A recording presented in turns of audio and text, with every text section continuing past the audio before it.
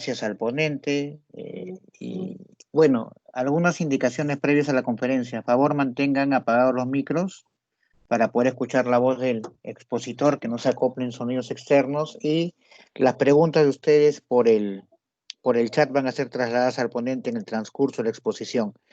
Bueno, hoy nos acompaña un amigo, Jorge Céspedes Ramírez. El doctor Céspedes es sanmartiniano, abogado, egresado de la San Martín, con estudios de maestría en Derecho Civil y Comercial por la Universidad Nacional Federico Villarreal.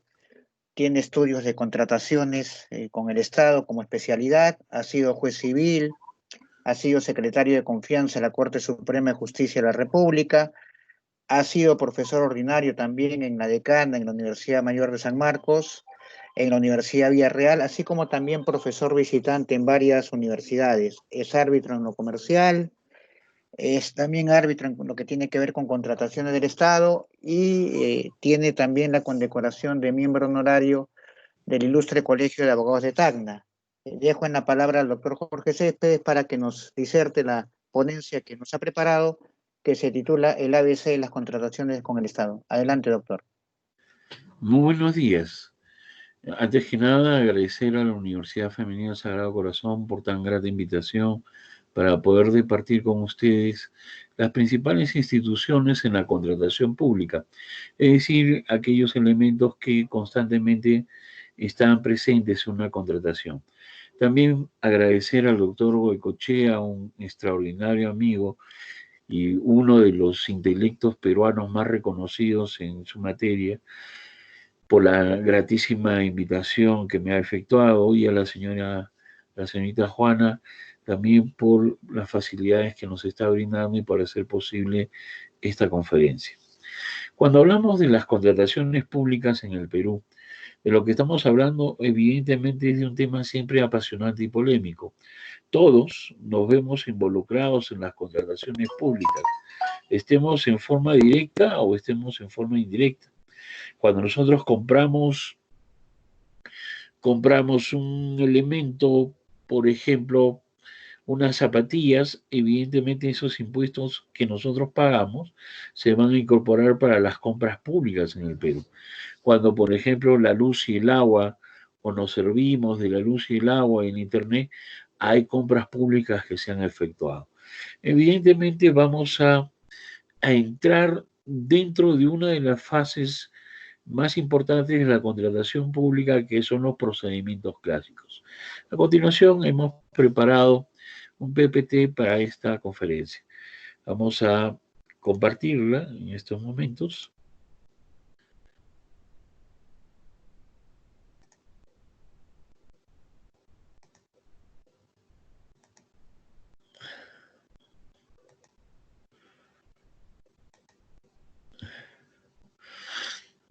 Muy bien.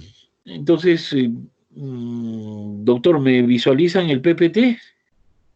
Sí, sí, no hay problema, doctor. Más bien si lo puede ampliar para que se pueda ver la imagen a pantalla completa sería mejor. La pantalla completa, a ver, eso sí. No, en estos momentos lo he ampliado, se puede visualizar, ¿no? Sí, sí es ampliado. Ya, perfecto. Entonces, hablamos de las principales instituciones que intervienen en las contrataciones públicas. Primero hay que analizar el marco normativo. Como decíamos, el procedimiento clásico se regula por la ley 30225, que a su vez tiene un texto único ordenado, que es el Decreto Supremo 082-2019-F, que empieza a regir a partir de enero del año 2019. ¿Por qué se dio un texto único ordenado? Porque hubieron dos normas que modificaron la ley de procedimientos clásicos, que es el decreto legislativo 1341 y el decreto legislativo 1444. Como habían esta diversidad de modificaciones, se optó por dictar el texto único ordenado, que es el decreto supremo 082-2019. Muy bien, y está reglamentado por el decreto supremo 344-2018-F, que ha sido modificado el 14 de diciembre del año 2019 por el Decreto Supremo 377-2019-EF. Evidentemente, tenemos que hacer acápite que la ley 3225 fue reglamentada previamente por el Decreto Supremo 350-2015-EF. ¿Por qué hacemos mención a las normas ya derogadas? Es que de acuerdo a la misma ley y de acuerdo a los decretos supremos que se han ido dando, las convocatorias, los procedimientos y los contratos que se dieron por el espacio de vigencia de una determinada ley se rigen por esa ley. Por ejemplo, si el contrato del encauzamiento del río Rímac se dio en el 2016, no se puede aplicar el decreto supremo 344, se tiene que aplicar el 350. ¿Qué normas se aplican a las contrataciones en el Perú? Se aplica el decreto legislativo 1341, que fue el que modificó la ley 3225, el decreto legislativo 1444, que a su dación, evidentemente, dio origen al texto único ordenado, que fue el decreto supremo 082-2019. El primigenio reglamento de la ley de contrataciones del Estado, que fue el decreto supremo 350-2015-EF, que empezó a regir a partir de enero del año 2016. Este decreto supremo, a su vez, fue modificado por Kuczynski a través del decreto supremo 056-2017-EF. Es decir, si algún día tenemos un caso en materia de contrataciones del Estado, hay que verificar cuál es la norma que estuvo vigente en ese momento. Muy bien, estos dos decretos supremos fueron dejados de lado por el decreto supremo 344-2018-EF, que empezó a regir en enero del año 2019, que evidentemente dio origen para que se diera otra norma, que es el decreto supremo 377-2019-F, que es el que ha modificado nuevamente a este decreto supremo. Como vemos, hay una gran cantidad de normatividad que modifica constantemente las contrataciones con el Estado. Pero estamos hablando de los procedimientos clásicos, los que están en la ley 3225, porque hay otras formas de contratar también. Por ejemplo, el procedimiento especial de contratación, que es la ley 3556, que es la famosa ley de reconstrucción con cambios, que es mucho más rápido, en la cual el procedimiento, no importa el monto, puede convocarse de 5 a 10 días. En cambio, si fuera con la ley 3225, mínimo habría de 22 días. El procedimiento especial de contratación ha sido reglamentado mediante el Decreto Supremo 071-2018-PCM, y que a su vez tiene otras modificatorias, el Decreto Supremo 003-2019-PCM. Lo interesante del procedimiento especial de contratación es que es para la reconstrucción con cambios por el terremoto. En la actualidad, por diversos decretos de urgencia, se ha ampliado hasta el 2023 y se está incorporando para otro tipo de situaciones, siempre y cuando esté declarada la emergencia, como en este caso. Eso significa que muchas entidades se van a apartar del procedimiento clásico y van a entrar al procedimiento especial de contratación. Luego tenemos otra forma de comprar, que es a través del decreto legislativo 1018, que se rige por la Central de Compras Perú.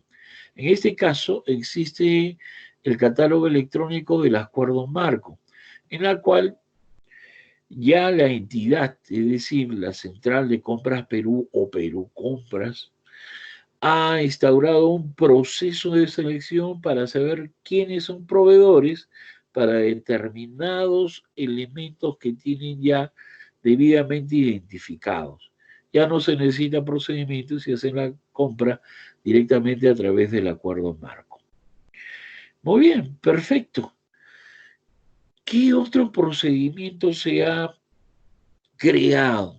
Ya tenemos 3 procedimientos, ahora tenemos un cuarto procedimiento, que es el decreto de urgencia 021-2020, en el cual se ha creado el proyecto especial de inversión pública, es decir, determinados proyectos, como por ejemplo el encauzamiento del río Gualguas, va a adquirir autonomía propia.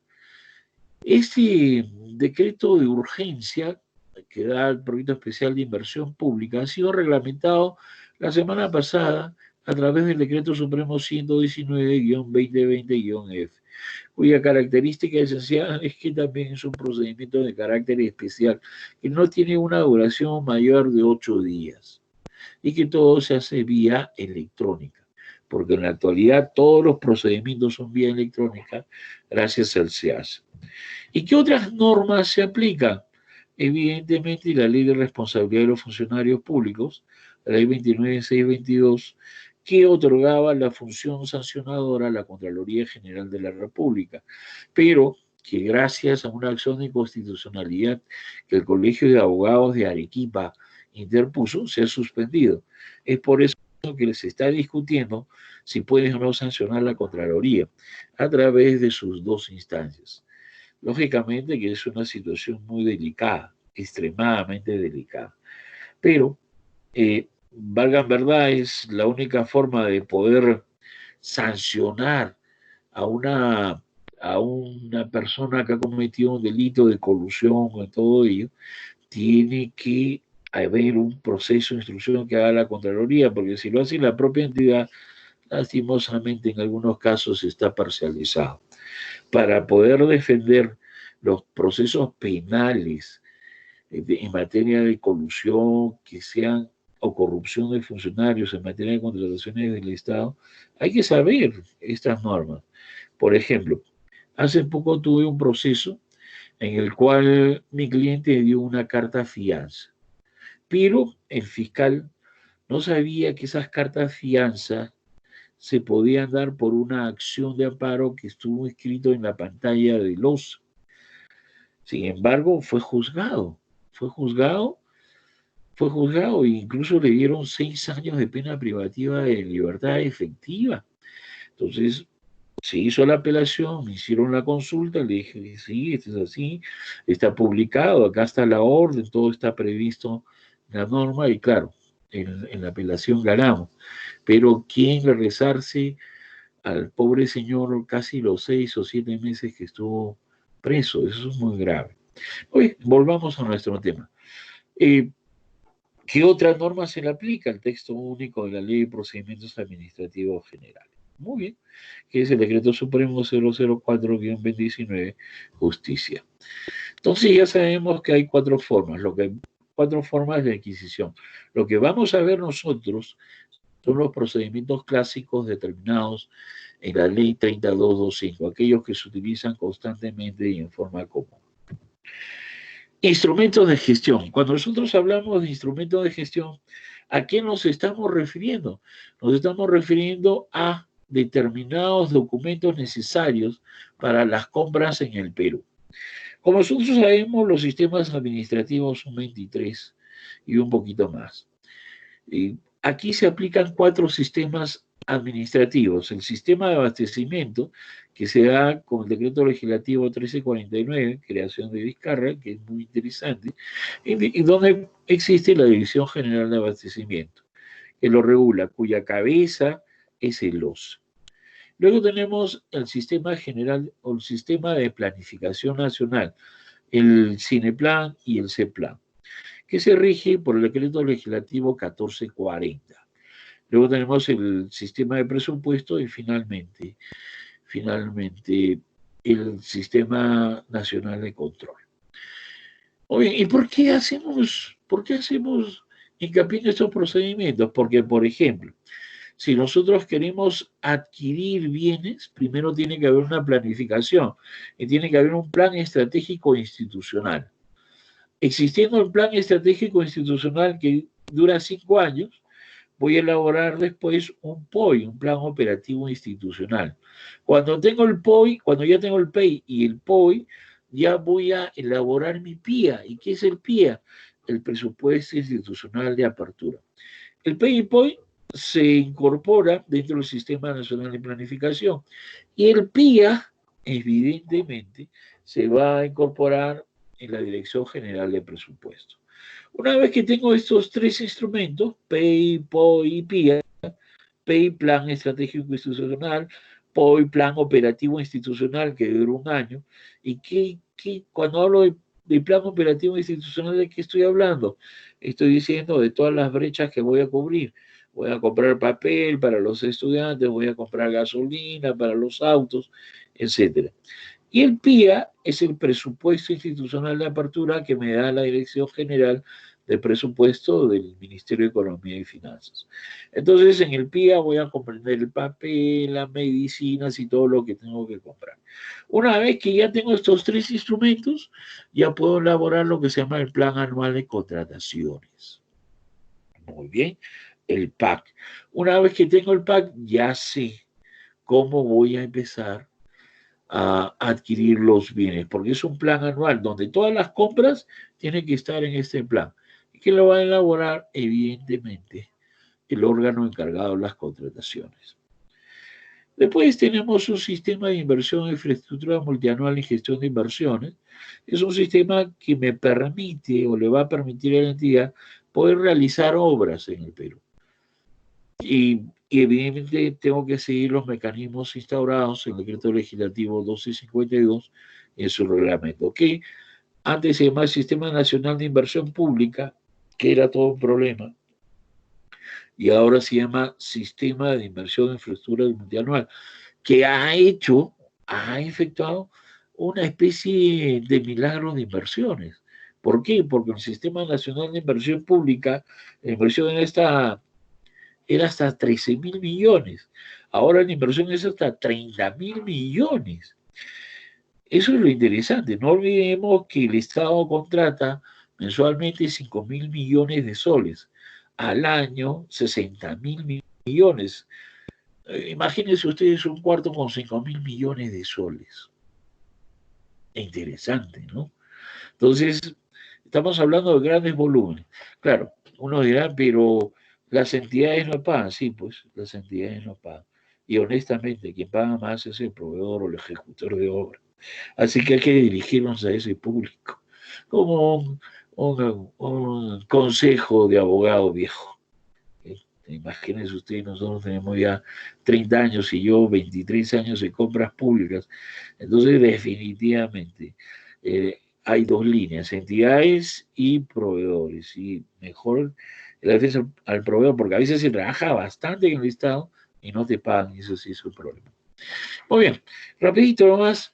En los procedimientos clásicos regulados por la ley 3225, quien va a supervisar todos estos, va a supervisar y reglamentar todas estas normas, es el OCE, que es el organismo supervisor de las contrataciones del Estado, que queda en la cuadra 7 de Gregorio Escobedo, al costadito nomás, como dirían algún comediante, al costadito del Teatro Peruano Japonés, que esto va a regular todos los procedimientos de compra. ¿Y qué es una contratación pública? Una contratación pública es un procedimiento, es un proceso a través del cual la entidad pública se abastece de bienes, servicios y obras de manera oportuna. ¿Okay? Es un procedimiento. ¿Para qué? Para satisfacer una finalidad pública. Muy bien. Pero ojo, hay que distinguir, porque ahora más hacia adelante vamos a ver, que la norma habla de necesidad, interés y finalidad. Cuando hablo de necesidad, es una necesidad social. Por ejemplo, necesitamos una carretera para poderme trasladar. Cuando esa necesidad ya se incorpora dentro del Estado, se llama interés. Hay un interés de poder cubrir esta situación. Y cuando esto ya se incorpora dentro de los procedimientos ejecutivos de adquisición de bienes, se llama finalidad. Porque toda finalidad tiene como meta cerrar brechas. Cerrar brechas. Pero si bien es cierto, es una definición que da el OCE, también debemos decir que lo que interesa acá es el valor del dinero. Cuando hablamos de valor del dinero, ¿de qué estamos hablando? Estamos hablando de poder adquirir lo mejor con el dinero que tenemos presupuestado y con la mejor satisfacción de intereses. Muy bien, entonces la contratación pública es un procedimiento de carácter especial para poder adquirir bienes, servicios y obras. ¿Para qué se realizan las contrataciones públicas? Simple, para satisfacer una necesidad pública en beneficio de la población y satisfacer un fin público. Muy bien. ¿Y qué es una finalidad pública? Una finalidad pública es el interés que tiene el Estado para satisfacer las necesidades básicas de la población, evidentemente cumpliendo determinados objetivos estratégicos. Por ejemplo, acá tenemos un paciente de cualquier hospital en el cual vemos que el Estado tiene que adquirir muebles, estetoscopios, medicinas, sábanas, computadoras, equipo médico que es sumamente necesario para atender a esta persona. Y todo se hace a través de procedimientos. ¿Quiénes participan en la contratación pública? Evidentemente, el primero que participa es la entidad pública. Y el segundo es el proveedor que debe reunir determinadas características que lo vamos a ver en un momentito. Entonces, veamos que las entidades del Estado peruano contratan 60.000 millones de soles anuales. Una monstruosidad para todos en general. ¿Cuántas entidades del Estado contratan? Entidades del Poder Ejecutivo, 433. Entidades del Poder Legislativo, 1. Entidades del Poder Judicial, 32. Organismos autónomos, 29. Entidades de los gobiernos regionales, 226.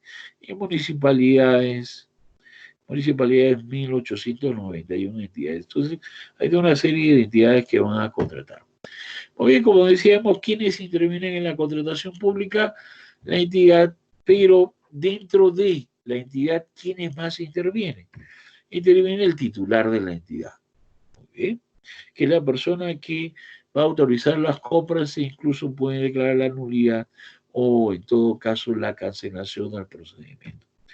Un segundo elemento que interviene es el área usuaria, quienes van a determinar los requisitos de lo que se quiera adquirir. Por ejemplo, la Secretaría de Deportes necesita comprar pelotas o arcos para que se puedan incentivar los deportes. Muy bien, entonces, esta área usuaria va a comunicarle al órgano encargado de las contrataciones para que inicie el expediente. Y si ya tienen todos los procedimientos, entonces se la va a dar al comité de selección para que elabore las bases y se pueda convocar el procedimiento a través del SEAS. ¿Y qué es el SEAS? Es el Sistema Electrónico de Adquisición de Compras del Estado, donde deben estar todas las compras públicas, todas, sin excepción. ¿Quiénes tienen derecho a participar en el Estado? Todas las personas naturales y jurídicas que cumplan con los requisitos determinados por el Estado y evidentemente cumplan los requisitos solicitados en los procedimientos de selección. ¿Cuáles son los requisitos para participar? Primero, hay que estar inscrito en el Registro Nacional de Proveedores. El Registro Nacional de Proveedores tiene 4 registros. Registros de bienes y servicios, registro de consultor, registro de bienes, registro de servicios, registro de consultor de obras y registro de ejecutor de obras. Quiero ser contratista. Para ejecutar una obra tengo que inscribirme en el registro de ejecutores. Soy un ingeniero que quiero que me consulten sobre una obra, consultor de obras. Quiero proveer servicios, entonces evidentemente tendré que inscribirme dentro del registro de servicios. Quiero vender al Estado computadoras dentro del registro de bienes. Evidentemente, no tengo que estar inhabilitado para contratar con el Estado. El único que puede inhabilitar es el Tribunal de Contrataciones del Estado, es el único, no hay más. Ni tampoco suspendido. El único que puede suspender la participación dentro de los procedimientos de selección es el juez. o no tener impedimento. El impedimento está previsto en el artículo 11 de la ley. Por ejemplo, los ministros, viceministros, los jueces supremos no pueden contratar con el Estado. Los mismos servidores públicos no pueden contratar con el Estado hasta después de un año de haber efectuado la renuncia. Y evidentemente cumplir con los requisitos técnicos inherentes a la naturaleza del servicio. ¿Cuál es el papel del OCE? Regula y supervisa. Cuando decimos regula es que va a dar directivas sobre los procedimientos de selección contemplados en la ley, cómo se aplican, cómo se llevan a cabo, etc. Y cuando dice supervisa, es decir, va a efectuar fiscalización sobre los procedimientos de selección convocados por las entidades públicas. ¿Sí? Entonces va a fiscalizar. De tal manera que si encuentra irregularidades, el OCE puede pedir la nulidad del procedimiento y retrotraerlo hasta una determinada etapa. Ya vamos a ver en un momentito las etapas. ¿Cómo se realiza un proceso de contratación? Hay tres fases. La primera son los actos preparatorios. Recordemos el PEI, el POI, el PIA y el PAC. Una vez que están todos los requerimientos efectuados por el área usuaria, el órgano encargado de la contratación va a efectuar el PAC. Una vez que el PAC está aprobado, entonces ya viene la segunda fase. Viene el procedimiento de selección. Este expediente, pues un expediente que tiene a cargo el órgano encargado de las contrataciones, se lo va a enviar a quien va a llevar el procedimiento de selección, que puede ser el comité de selección en el caso de obra, o el mismo órgano encargado de las contrataciones. Se convoca el procedimiento, se hacen las bases, etc. Todo se publica en el SEAS. Y la tercera etapa, una vez que es otorgada la buena pro del procedimiento de selección, ya viene una tercera etapa que es la ejecución. Cómo se firma el contrato, qué garantías debo de otorgar, qué sucede si me demoro, cuándo me aplican las penalidades, a quién debo de acudir si hay injusticias, etc. Entonces, tres etapas bien definidas: actos preparatorios, procedimiento de selección y ejecución contractual. ¿Qué actuaciones preparatorias conocemos? En principio, se debe elaborar el PAC. ¿Qué es el PAC? El Plan Anual de Contrataciones. ¿Y qué lo prepara? El órgano encargado de las contrataciones. ¿En base aquí a los requerimientos del área usuaria? Una vez que ya está el PAC, el área usuaria me va a formular con más amplitud el requerimiento. Y entonces, a partir del requerimiento, voy a formar lo que se llama el expediente de contratación, a cargo del órgano encargado de las contrataciones. Entonces, el requerimiento inicia el procedimiento. Este requerimiento tiene que estar evidentemente inscrito en el PAC. ¿Y qué hace el órgano encargado de las contrataciones? El órgano encargado de las contrataciones indaga en el mercado si hay pluralidad de postores, hay una cantidad de marcas, pero sobre todo va a determinar el valor estimado. ¿Y qué es el valor estimado? Es el valor de los bienes y servicios. Y si es una obra, el valor de la obra está dado por el expediente técnico de la obra y se llama valor referencial. Valor estimado para bienes y servicios y valor referencial para obras.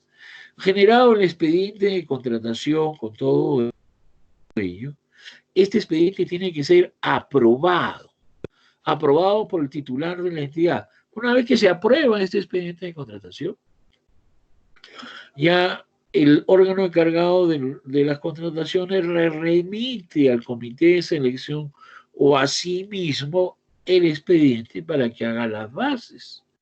Elaboran las bases, que son bases estandarizadas, es decir, son bases ya preelaboradas por el organismo supervisor de las contrataciones del Estado, aprobadas por la directiva 001-2019. Entonces, aprobadas las bases, ya se convoca el procedimiento de selección. ¿Ok? ¿Dónde se convoca? En el SEACE. Todo debe ser, todo el procedimiento debe llevarse a cabo vía electrónica. Ya sabemos, el plan anual de contrataciones es un instrumento de gestión que está a cargo del órgano encargado de las contrataciones. ¿Quién formula el requerimiento? Ya sabemos, el área usuaria. Y la integración de mercado, ya lo hemos visto, es una investigación que realiza el órgano encargado de las contrataciones para ver las características principales del mercado y sobre todo del precio. La realiza evidentemente el órgano encargado de las contrataciones.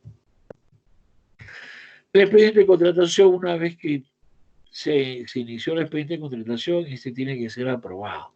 ¿Por qué? Por el titular. Una vez aprobado, ya sabemos que tiene que pasar a manos del comité de selección. En toda entidad que quiera llevar a cabo obras, tiene que haber un comité de selección. Está conformado por 3 miembros y ellos van a redactar las bases. ¿Qué papel juega el órgano encargado del procedimiento de selección? Estamos hablando del comité o del mismo órgano encargado de la contratación.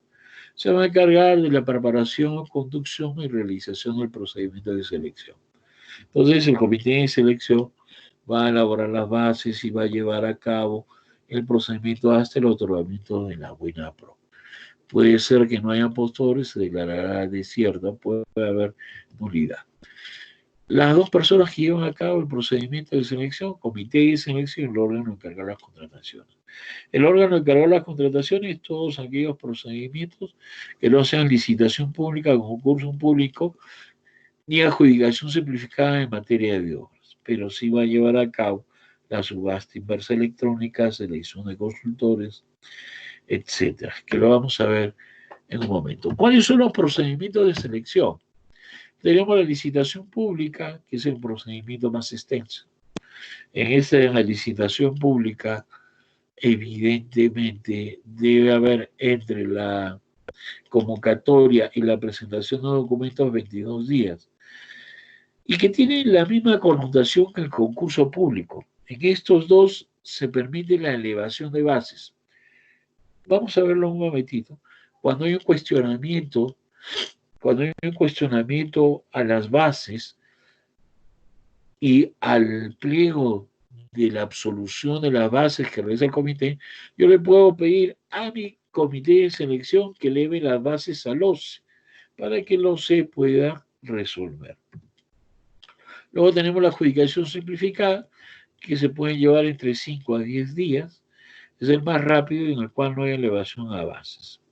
Luego la selección de consultores individuales, cuando son profesores, cuando son químicos, son farmacéuticos, tengo que hacer selección de consultores individuales. La comparación de precios, que es exclusivo del órgano encargado de las contrataciones, que son compras de bienes comunes, con papa, yuca, etcétera, hasta un máximo de 15 UITs. La subasta inversa electrónica, cuando ya tiene ficha de homologación o ficha técnica, es decir, Compras Perú ha elaborado una ficha que dice todas las características y también los precios. Entonces, en ese caso, ya no se necesita una indagación de mercado ni un requerimiento específico del área usuaria. Se va a llevar a cabo expediente de contratación, pero en este caso, como ya tiene ficha, lo que voy a hacer es una subasta inversa electrónica. Será un procedimiento de selección electrónico en el cual gana quien ofrece menos, ¿no? El mouse cuesta 100, quien ofrece menos de 100 va a ganar. Luego tenemos el concurso de proyectos arquitectónicos. Este concurso de proyectos arquitectónicos, que es muy especial porque tiene 5 miembros del comité de selección y se hace por invitación a arquitectos, ingenieros que tengan 10 años de enseñanza en universidades. Las contrataciones directas que va a estar en moda durante todo este periodo de la cuarentena, que está regulada por el artículo 27 de la Ley de Contrataciones del Estado, el artículo 100 y el artículo 100 del reglamento de la ley, las cuales no hay procedimiento, puedo comprar, bien sea por emergencia, bien sea por desabastecimiento inminente, bien sea por proveedor único, la cual la entidad compra sin procedimiento, pero luego tiene que regularizar. Mucho cuidado. Hay métodos de contratación especial, sí, el catálogo electrónico de acuerdo marco, que se rige por el decreto legislativo de 18. Muy bien, rapidito, ¿no? Porque sé que ya nos está venciendo la obra. Veamos las etapas del proceso. Primero, ya elaboradas las bases y aprobadas las bases, se hace la convocatoria, diciendo, o conjuntamente con el cronograma, el día tal, se van a escribir vía electrónica, el día tal, son consultas y observaciones, el día tal vamos a absolverlo, el día tal, etcétera, etcétera. El segundo es el registro de participantes, todo vía electrónica. La tercera etapa es la formulación de consultas y observaciones. El proveedor puede, si lo cree pertinente, formular consultas, es decir, se aplica o no se aplica determinada característica o determinado bien sobre, sobre los bienes que se van a adquirir. Y las observaciones son pequeñas impugnaciones, no pequeñas, sino son impugnaciones que se realizan a las bases. Porque se está aplicando el artículo 44, o te habla de nulidad, y no el artículo tal, que habla de tal. ¿Sí? Esta formulación de consultas y observaciones se van a absolver a través de un pliego de absolución de consultas y observaciones. Ese pliego se publica. Si no tiene más, nadie pide la elevación de las bases al OCE, inmediatamente se integran las bases. Se integran las bases. Si no, si yo no estoy de acuerdo, tengo 3 días para pedir la elevación al OCE. Luego de ahí viene la presentación de las ofertas, que tiene que ser un solo expediente en materia de bienes y de obras. Pero en materia de servicios o consultorías, son 2 expedientes, un expediente técnico y el expediente económico, que va a ser evaluado. Se evalúan las ofertas, se evalúan las ofertas y se califican las ofertas. Cuando presentan las ofertas, en la evaluación de ofertas, acá hay un elemento que falta que se llama la admisión. Debe de cumplirse con todos los requisitos determinados en el artículo 52 del reglamento. Luego de ahí, evalúo, es decir, le adjudico un puntaje. Luego de evaluarlo, voy a calificarlo. Cuando hablo de calificación de oferta, parecía una redundancia, pero no es una redundancia. En la calificación de ofertas, vamos a calificar si el postor cumple con los requerimientos técnicos mínimos establecidos en el expediente. Y finalmente, el otorgamiento de la buena pro. Otorgada la buena pro, si uno de los postores no se lo ha otorgado y está desconforme, puede apelar. Si no estoy conforme, una vez consentida la buena pro, firmo el contrato. El concurso público tiene casi las mismas características. Hoy sí que hemos volado. Este es un tema de mucha actualidad y que evidentemente siempre es apasionante y polémico. Quedo entonces para las preguntas que ustedes hayan, hayan tenido a bien formular. Muchas gracias. Ok, gracias, gracias Jorge. El expositor está en estos momentos conectado desde la incontrastable ciudad de Huancayo. Tengo una pregunta del doctor Enrique Vigil Oliveros en el chat. Me dice Enrique, ¿no? Gracias por su disertación, estimado doctor Jorge Céspedes. Es un tema sumamente importante y especializado. Permítame preguntarle, ¿las ofertas, como señala, son presentadas de manera electrónica? En caso se soliciten muestras de los productos, ¿cómo deberían ser ingresados? Muchas gracias, apreciado doctor. Sí, la norma ha establecido que todas las ofertas sean electrónicas. En el caso de muestras de carácter físico, se tienen que presentar de acuerdo al cronograma establecido en las bases. Por ejemplo, en el programa del vaso de leche, siempre se tienen que entregar las muestras. Evidentemente se entregan en la dirección determinada en las bases del procedimiento.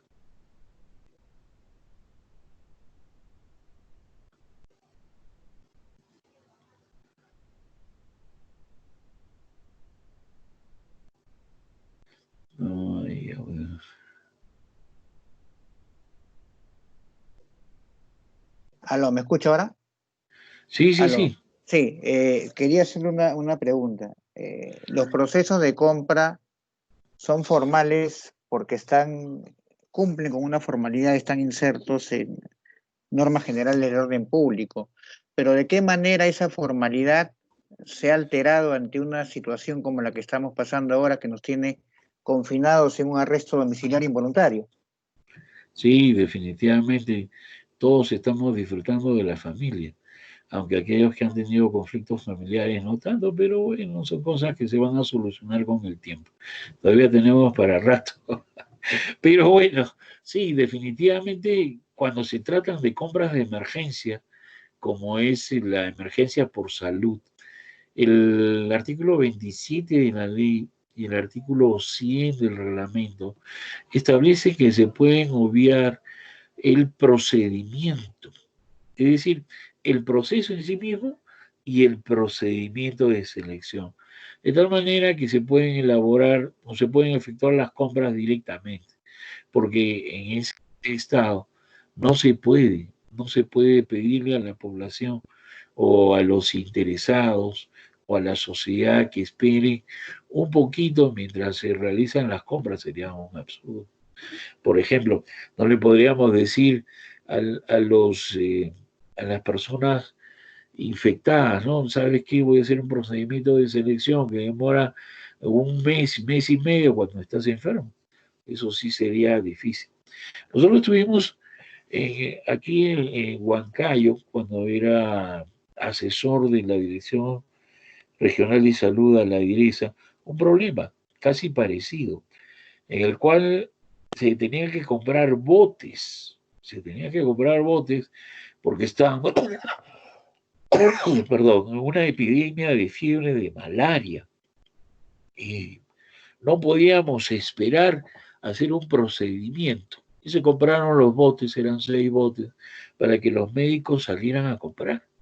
Muy bien, y se compró a precios bajísimos, pero sin embargo, los funcionarios que efectuaron esta compra estuvieron en un procedimiento penal durante 6 años. Una tragedia, ¿no? Al final los absolvieron, pero ¿quiénes pagan? Que tenía que pagar el abogado y el tiempo y todo eso. Y es que en mi experiencia profesional, lo que he visto es que hay mucho desconocimiento de parte de algunos fiscales, no todos, pero también de magistrados, ¿no? Y es muy grave. Por ejemplo, en el decreto legislativo 1017 se decía que las obras debían pagarse por valorizaciones y de acuerdo a lo planificado y presupuestado. Muy bien. En el decreto 1017. La 3225 cambia la figura últimamente, ¿no? Cambia la figura y se dice, no, se tiene que pagar de acuerdo a lo ejecutado. Pero esa norma no se aplica para lo ya efectuado. Sin embargo, un cliente estuvo casi un año y medio con este problema por un gravísimo desconocimiento.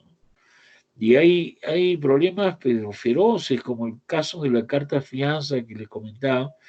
Mi cliente un día ve la página web del OCE y dice carta de fianza que pueden ser emitidas por tales y tales personas. Muy bien, no hay ningún problema. Desaparece eso y dentro de 2 años le dicen, oiga, usted está en colusión porque las cartas de fianza las tienen que otorgar tales entidades. Bueno, mi cliente pues no sabía mucho de estos quehaceres y le aperturan un proceso, lo condenan a 6 años. Me pregunta y le digo, no, pero si esto está permitido por tal norma, incluso que hasta la orden judicial que estuvo publicada.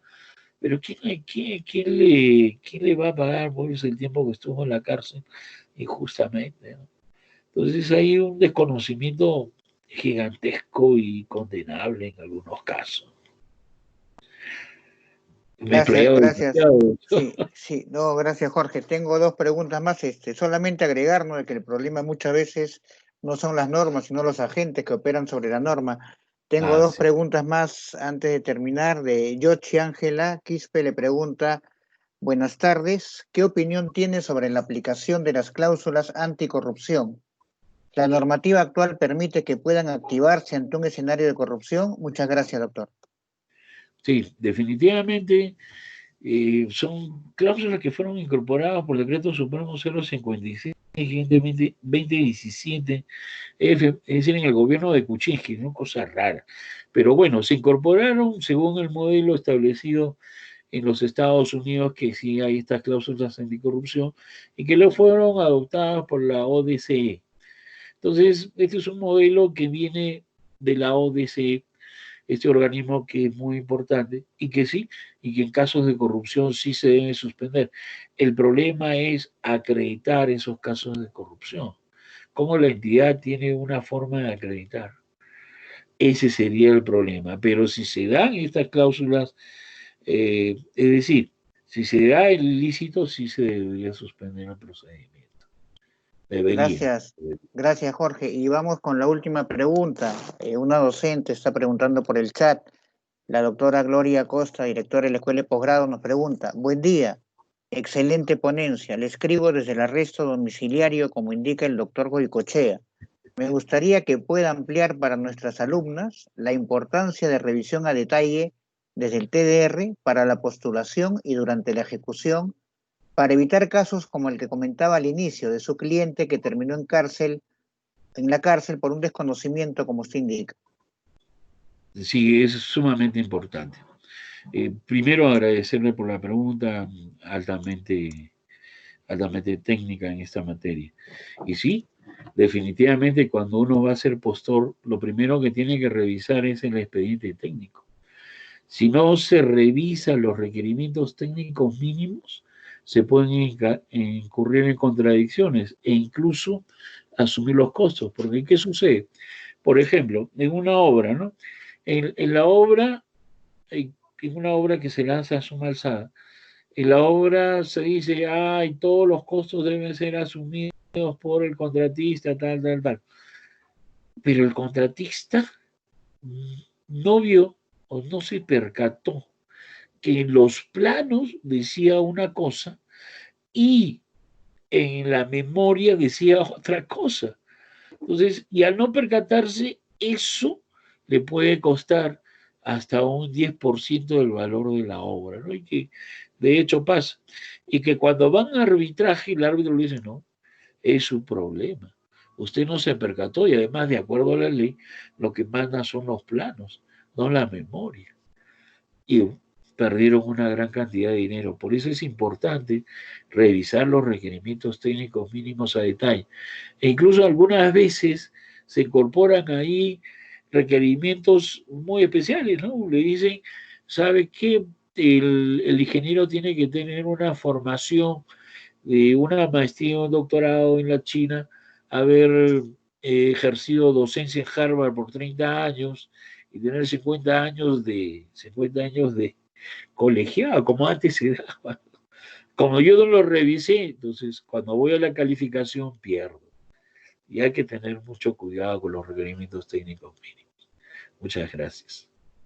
Gracias, Jorge. Gracias a los docentes que han participado desde el chat con sus preguntas, a la doctora Gloria Costa, al doctor Vigil. Bueno, nada, Jorge, agradecerte en nombre del decano de la Facultad de Derecho de esta Casa de Estudios, el doctor Mario Romero, tu participación, tu bonomía y tu predisposición. Sé que te has dado un tiempo en tus labores, nos ha costado programar la charla, pero nada, el agradecimiento a esta Casa de Estudios está, ya oportunamente se va a hacer la coordinación para agradecerte con una certificación, con un diploma, esta brillante ponencia, y te dejo en el uso de la palabra para que puedas despedir tu participación.